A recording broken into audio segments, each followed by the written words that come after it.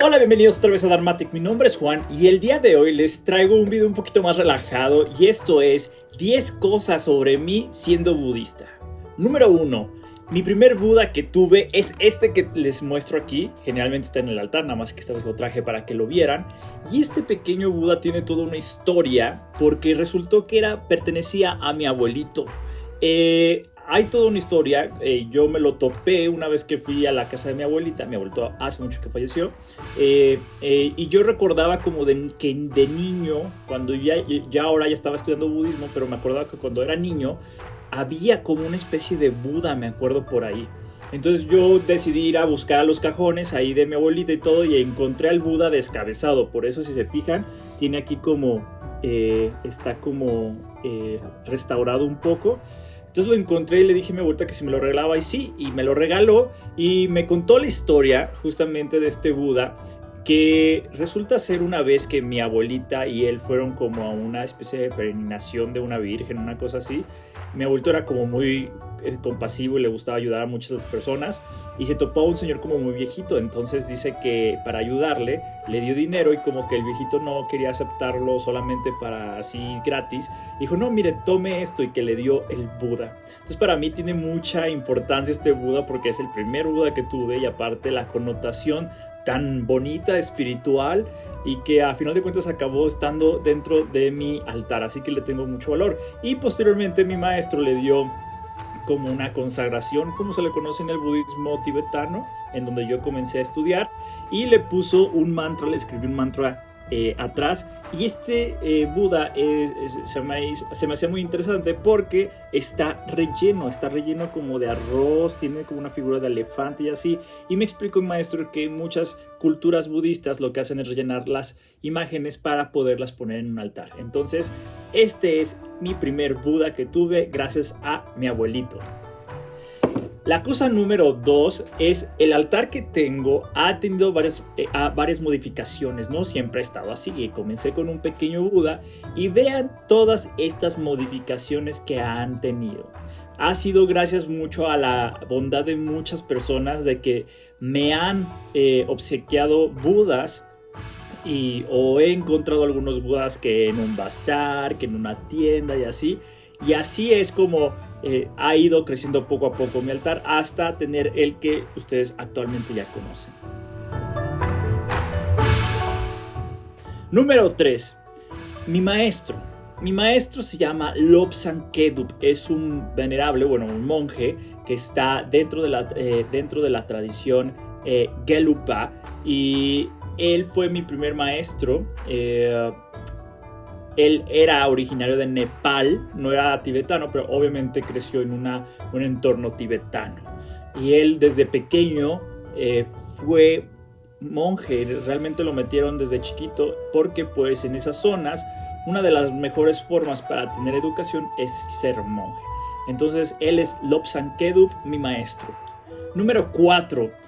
Yo comencé, para muchos que me han preguntado esta pregunta, yo comencé por la escuela tibetana en el caso de los Gelupas. Los Gelupas, para ubicarlos un poco mejor, es la escuela donde el Dalai Lama, podríamos decir, es donde pertenece la tradición del Dalai Lama. Esta escuela yo empecé justamente en un instituto, en un centro budista que estaba en mi ciudad y que pertenecía a la FPMT. Número 5. Esto es algo que siempre también me han preguntado en cuestión que les encanta preguntarme en cuestión de libros. Entonces les voy a decir cuál fue mi primer libro budista que tuve. Y mi primer libro budista que tuve fue del venerable Miao Tsan, un maestro, un monje de la tradición Zen. Solo usa esta mente. Este fue mi primer libro budista. Si se fijan, no era de la escuela tibetana. Y yo iba y borbandeaba a mi maestro con muchas preguntas que iba encontrando en el libro. Y muy amable y muy pacientemente mi maestro me iba explicando muchas cosas. En qué se parecía el Zen, en qué cosas no se parecía el Zen y el tibetano y así. Entonces este fue mi primer libro budista. Número 6. Uno de los más grandes retos en cuestión de práctica espiritual que he tenido es el retiro del Ñuñe. Yo ya les había explicado un poquito en un en vivo que hice, pero para los que no, un retiro de Ñuñe tiene una metodología como de 4 días aproximadamente, donde se sigue una serie de pasos. Son jornadas de meditación, postraciones y recitación de mantras, dharanis y ciertas cosas más en tibetano. Hay algunas que las sabemos en español, pero lo interesante aquí es que hacemos un ayuno gradual, donde donde te metes y luego el siguiente día es ayuno de cosas sólidas y puedes tomar líquidos, y ya el tercer día es ayuno total, o sea, sin agua tampoco. Y a final de cuentas fue de las experiencias más fuertes, porque ahí obliga a la mente a estar en contacto con la práctica a final de cuentas, y lo que les puedo decir es que ahí tomé muchas decisiones, cambiaron muchas cosas, aprendí de muchos de mis cosas feas de la mente, y conocí al Mara, a mi Mara interno. Ahí fue donde lo pude tocar al Mara.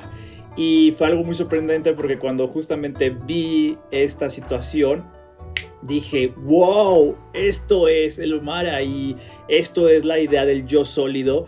Y wow, sí es cierto lo que dice el Buda. Así que muy difícil y muy pesado, la verdad, porque hace muchas postraciones y todo eso está cañón, y luego con el ayuno aún más, pero vale la pena. Nada más he hecho un Ñuñe y espero poder hacer otro. Ya prácticamente conozco la metodología, por ahí tengo el texto en el que se basa para hacer esta práctica, nada más que sí está algo intenso. Pero 7. Conocí al Dalai Lama las veces que ha venido al país. Tuve la oportunidad de ir. La primera vez fui a la Ciudad de México. Lo fui a ver al Teatro Metropolitan, y luego al evento que tuvo masivo en el teatro, en el Estadio Azul. Y posteriormente, la segunda vez que vino, lo fui a ver a lo que es Guanajuato, en el rancho de Fox, del expresidente Fox. Estuve ahí y tuve la oportunidad de tenerlo aquí súper cerquita. Así que les voy a enseñar el video que grabé directamente para que vean cómo vi al Dalai Lama.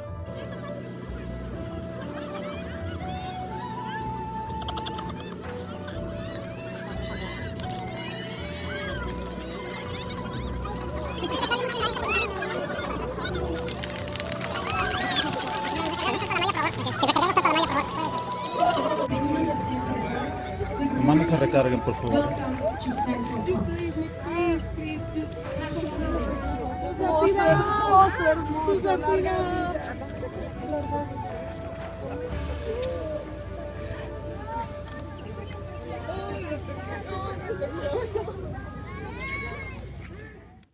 Número 8. Cuando tomé refugio, mi nombre que me asignó mi maestro es algo que comúnmente se hace cuando se toma refugio. No todas las tradiciones tienen esto también es cierto, pero algunas tradiciones sí lo tienen, que cuando uno toma refugio formalmente con un maestro monástico, les asignan un nombre que yo he visto que le llaman nombre de Dharma. Realmente no es como tan ortodoxo ese asunto, pero sí muchos círculos se manejan así. Y tomé refugio en una ocasión que fue Sacadawa.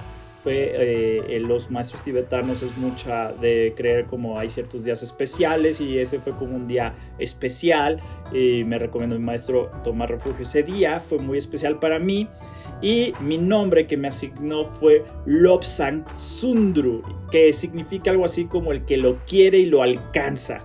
Y un bonito detalle de parte de la traductora de mi maestro, que se convirtió en mi amiga, Rebe, me dio una pequeña libretita con los ojos del Buda, una hoja que representa al árbol Bodhi, y en el interior puso mi nombre anotado y la fecha en el que tomé refugio, y abajo puso el nombre de mi maestro. Así que esto lo tomo como una especie como de es muy especial para mí, y lo tomo como una especie de recordatorio de decir este día tú formaste parte de, formalmente, porque yo llevaba como 2 años estudiando budismo, pero formalmente este día eres un practicante del Dharma y este es como mi acta de nacimiento en el Dharma.